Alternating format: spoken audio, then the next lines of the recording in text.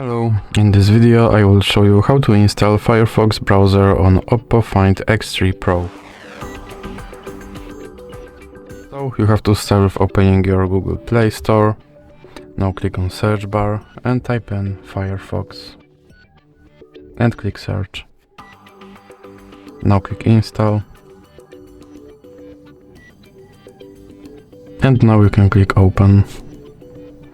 Now you can make your Firefox your default browser, or you can click not now. Now you can sign in to quickly switch between your laptop and your phone, or you can click not now. Now you can turn on notifications from your browser, or you can click not now. And now you can use your Firefox as your regular browser. So that's it for this video. If you liked it, please remember to leave a like and subscribe.